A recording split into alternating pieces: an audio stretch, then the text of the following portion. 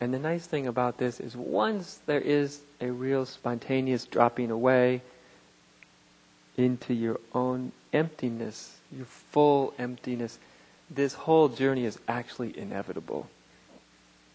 But don't take any solace in the fact that it's inevitable.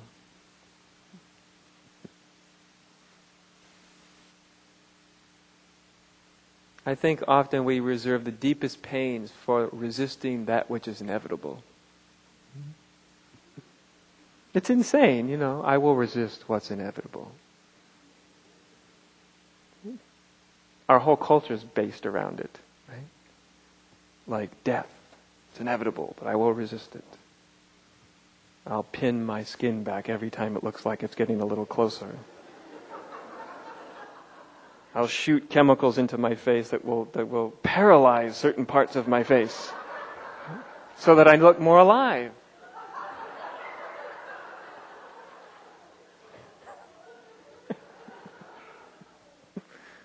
I will inject things so that certain points of my anatomy puff up like they do like when you leave a corpse out in the hot sun, and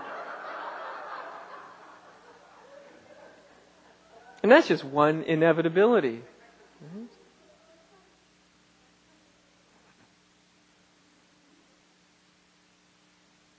There's only one true inevitability, is you can't avoid your true nature forever. It's not possible. Enlightenment, it's a sealed deal. Everyone's so worried about it. It's inevitable. You can't avoid yourself indefinitely. You can do it for a damn long time, but you can't do it indefinitely.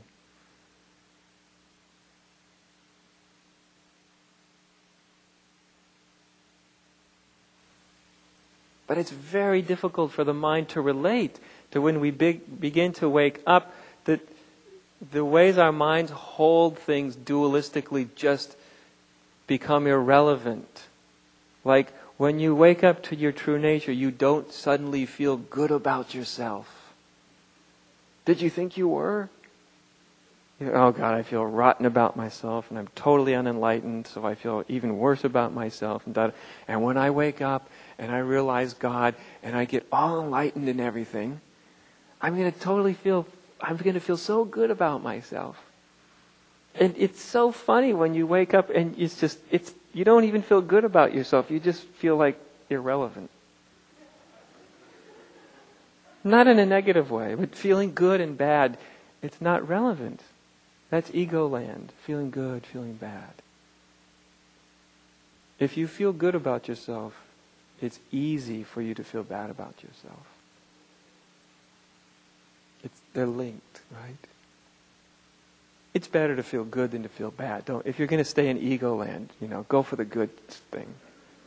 It's funner, Feel like you're worthy and worthwhile and all that kind of stuff.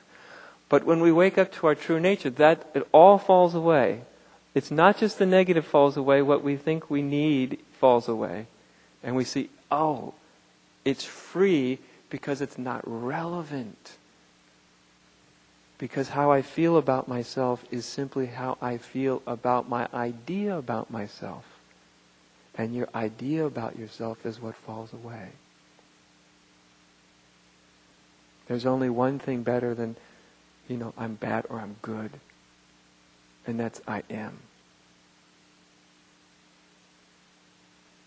Only something as insane as a human being would ever ask themselves if I'm good.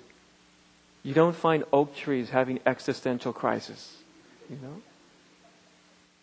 I feel so rotten about myself. I don't produce as many acorns as the one next to me.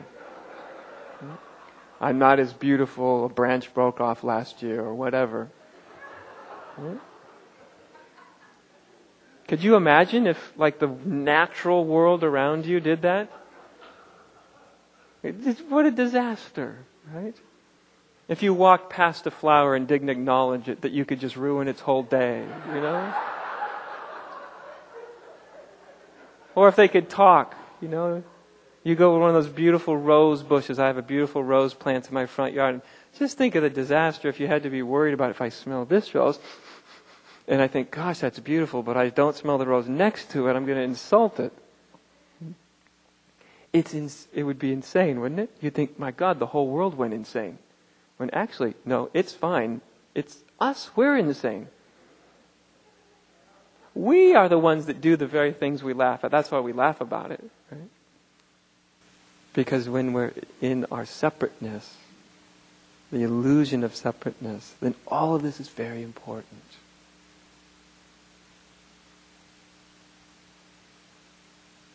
This is what falls away.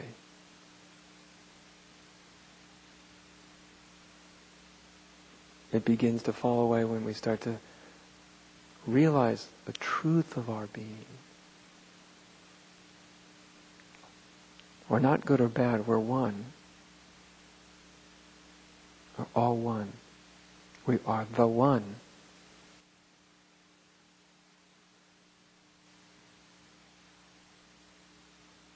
And its awakening is also the invitation to begin to see what it's like to live outside of the context of mind. Now don't get me wrong, you will have a mind, I have thought, I can use it when I need it. I find I don't need it that often anymore, but it's nice to have when you need it. But to live outside of the context of mind, it's an opportunity to live outside the context of mind. Right and wrong, good and bad. What's the right decision? What should I do? Truth doesn't move that way. That's not the way the divine moves.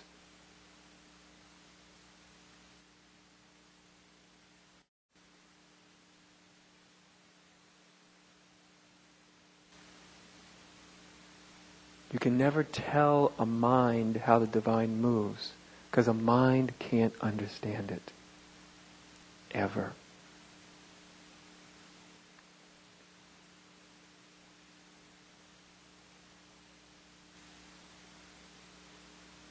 The invitation is there.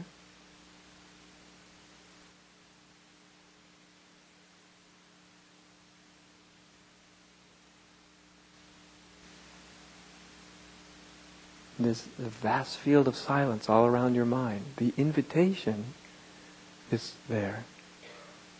In that vast field of silence. It's just right there. There's the invitation.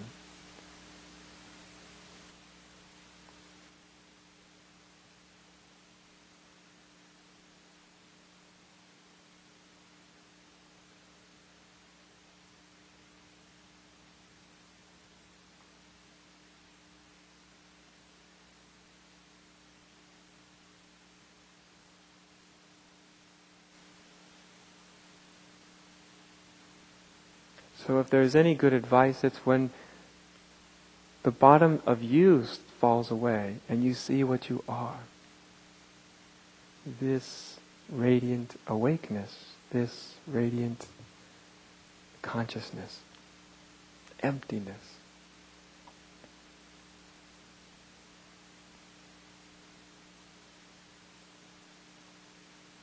The best piece of advice is don't resist. But you know what? You will. It's okay. You will. Almost everybody does. 99.9% resist to some extent.